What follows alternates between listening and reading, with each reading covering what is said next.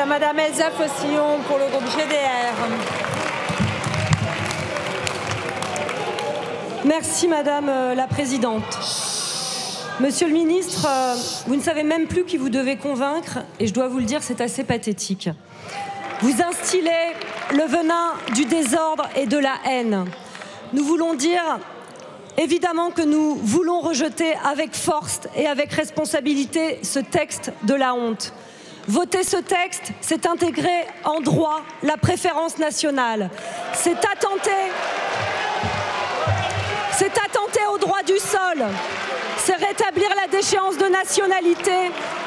Et c'est même supprimer des droits pour des enfants français, nés sur le sol français de parents étrangers. Il décline dans le droit une idéologie mortifère qui distingue les étrangers des nationaux, ceux qui pourraient se réclamer de la patrie et ceux qui ne le pourraient pas. La France, ce n'est pas ça. Le droit du sol comme l'hospitalité sont depuis des siècles au fondement de notre nation. Vous poussez à la désobéissance civile, mais que vous le vouliez ou non, les médecins continueront à soigner toutes et tous, les professeurs à enseigner à toutes et tous, les travailleurs sociaux à accompagner toutes et tous. Car c'est ça, notre nation. C'est avec gravité que nous allons voter pour cette motion de rejet. La gravité de celles et ceux qui redoutent que l'irréparable soit commis.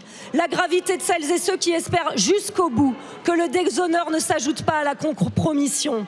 L'irréparable, voilà le résultat de cette folle volonté de faire passer coûte que coûte un texte pour lequel vous n'avez pas de majorité, un texte qui dès le début portait les germes de la honte. La honte, elle est maintenant totale. Toutes les lignes rouges ont été franchies. Vous avez cédé à tout pour trouver un accord avec la droite, aligné sur les propositions du Rassemblement national. Quelle déchéance! Quelle faute historique de dresser ainsi un plateau d'argent à l'extrême droite à l'heure de la fièvre populisme et du fasciste qui gangrène nos démocraties. L'histoire nous regarde. Cessez cette folie. Je vous remercie. La parole est à Monsieur le Président Pancher pour le groupe